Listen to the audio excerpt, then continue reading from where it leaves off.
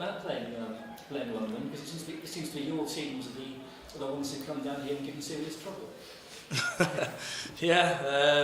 It's a very tough place to come. They've always been fantastic at home. While I've been coaching against them, and I thought I spoke to Endo before the game, and they should have won in Catalan last week, so they were disappointed, but real confident coming into the game. So we've worked hard this week from a disappointed, really frustrating watching the tape back last week, and we're not here just to make the numbers up, we're here to perform. So we were real disappointed with last week. We wanted to show ourselves and represent ourselves the way we can. So in big periods of the game again, I thought we were fantastic. I spoke about resilience at half time, and that's what got us through the game, with coming up with those players at the back end of the game there. I thought the big players for us real stood up and come up with some fantastic execution at the end. You went 14-0 down. How important was it to get those 2 tries back just before half-time, to go within 1 score at half-time psychologically for the team? Yeah, I do think we started the game a lot better this week. We went set for set, and we started the game better, but just lapses in concentration again. I didn't feel we got really exposed during the game. It was just concentration lapses again, so we really need to work on that. It's got to mean a lot more to us, our try line, for me at the minute, but credit to the boys for coming back there, and like I said, they're a real tight-knit group, and we're good to, we're real happy with getting the points on the board. I thought Sam Brooks and Connor Farrell were absolutely outstanding. Richie Moore, Frankie Mariano were fantastic. Our outside backs were fantastic again as well. So I'm really pleased, but a bit disappointed as well, because obviously in the second half we scored 2 fantastic tries and stuff that we've been doing on the training paddock as well. So that was really pleasing for me. And then just a couple of lapses of concentration on our line again, which was poor. So a bit disappointed, but really happy to get points on the board in the qualifiers.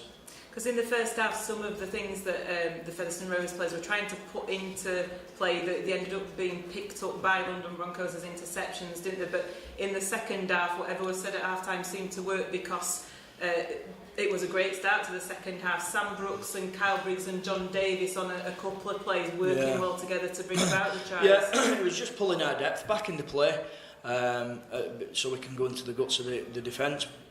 We played a bit too flattened, and the defence we spoke about in the week was going to spook us on the edges, so we just had to pull our depth a little bit. It was, I think you could see that in the second half. We played a little bit deeper so we could execute the play, and John Davis' lead runs were phenomenal, and he was fantastic. He changed from last week for JD. He was outstanding. And the game looked to have gone, didn't it? But right at the last gasp, Chris Illinger putting his body on the line, getting that try at the left-hand corner, and Ian Harden converting as well. Fantastic finish there. The pass as well, just before it, but off Anthony. In pressure situations, you see players time and time again not nail the pass. So I thought, Thack stood up there, and a great finish from Chris, who's been carrying that shoulder for a while, and stood up and put his hand up to play today. But a massive shout for Ian for nailing the conversion off the touchline. He's held his nerve there and come up with an absolute blinder of a kick to get us a point. It came at a price that it appeared to anyway. Chris Illinger looked in a bad way as he left the pitch. How is his injury? I think he's just jarred his shoulder, because obviously the plastic pitch, there's not much giving underneath, so I think he's just jarred it. It's not as bad as we think. The real bad one was Bozzy, because he had no one around him, and when you see things like that, they seem, I hope it's not, touch wood, I hope he's okay, but you always seem to get a bad result off those ones. So hopefully he'll be okay, but he did look bad. That was his right knee, wasn't it? His knee, it just twisted. It looks like an ACL, to be fair, but I don't want to. I hope it's not too bad. But yeah, I think he'll be done for the qualifiers.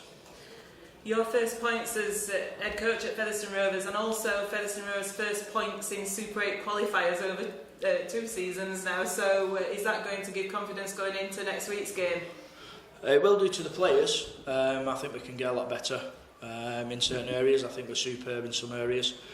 But it's points on the board. I would like to mention the travelling fans. We were absolutely superb. The boys were speaking about that in the change rooms after the game. Our fans were absolutely outstanding. They'd paid to come down not so long ago as well, and it's always expensive coming back down. And you know, there was that extra man for us there at the end as we were running into them. So just from me and the boys there, absolutely outstanding. John, was it? We were always planning to make that sort of mass substitution after 20 minutes. Was there a reaction to what had just happened? Because it certainly seemed to make a difference. Well, we tried it last week. We went with a big bench and they were superb. And we did it this week, and you know, it worked for us again. So, but it'll change depending on who we play and how we're travelling. So, but I would say that you know the first 2 games our bench have been absolutely outstanding when they've come on. Sam Brooks has been phenomenal for me in these last 2 games, and he can only get better because he's only played 6 games all season.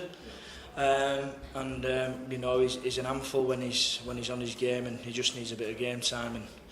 And he absolutely loves the club, and he's enjoying his experience.